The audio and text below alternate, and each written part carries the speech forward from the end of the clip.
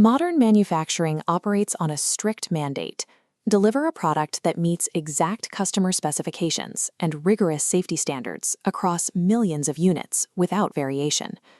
Achieving that kind of scale relies entirely on how an organization manages quality. To maintain these standards, industrial engineers rely on two distinct pillars of production management: quality assurance, known as QA, and quality control, known as QC. Within the industry, these terms are frequently, and incorrectly, used as synonyms. Treating them interchangeably creates a dangerous blind spot, wasting material and labor on unnecessary testing. Reaching zero-defect production requires decoupling these terms to analyze their entirely distinct mechanics. Quality control is defined by one core characteristic. It is strictly a product-oriented operation. It operates as a final, reactive measure. QC inspectors examine a physical item that has already been built. Quality assurance, on the other hand, is entirely process-oriented. QA operates as a proactive architecture. Instead of examining a finished object, it dictates how that object is built long before raw materials arrive. The easiest way to separate them is this. QA ensures the assembly process is correct. QC verifies that the final result is correct. When managers confuse process architecture with product verification, they end up with lines boasting strict testing, yet still suffering from massive financial inefficiencies.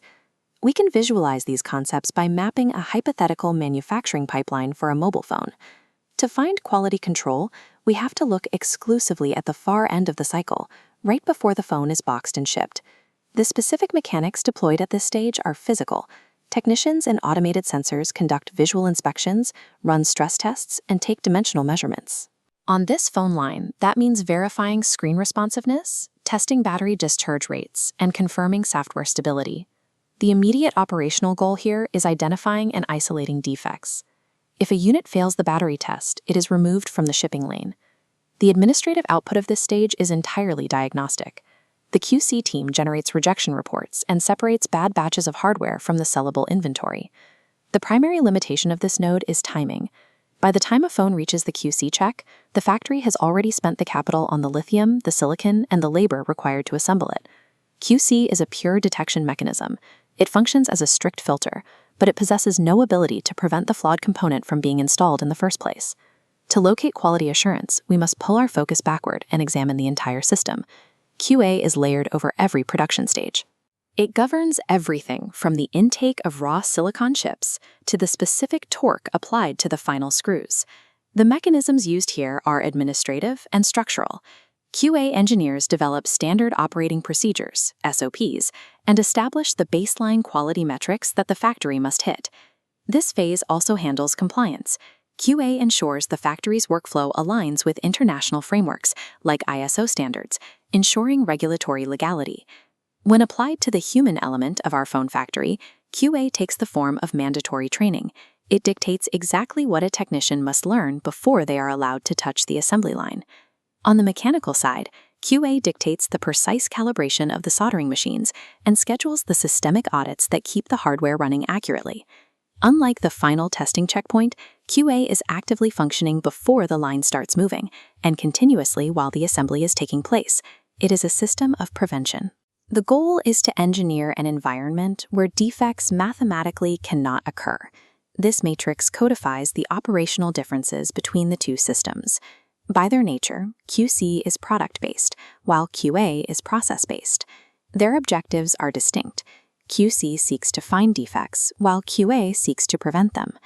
In the timeline of a product, QC occurs after production. QA operates before and during production. This makes the operational approach of QC reactive and QA proactive.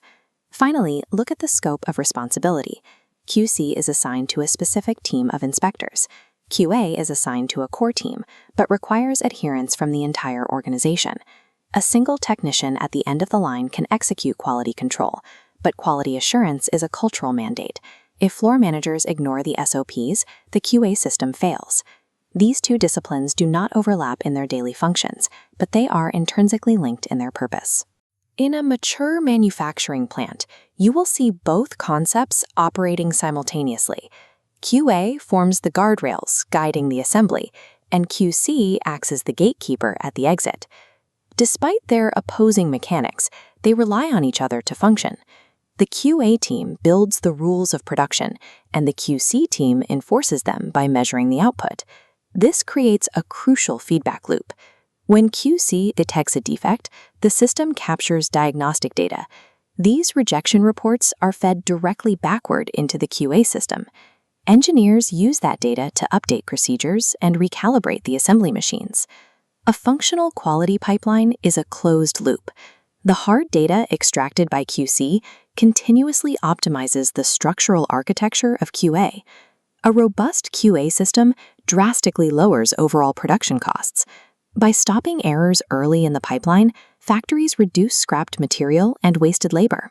A rigorous QC system ensures that hardware flaws never reach the consumer market, protecting the company's brand credibility and shielding them from liability.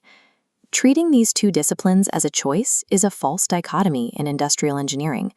Elite manufacturing operations achieve zero-defect production only by perfectly balancing relentless prevention with uncompromising detection.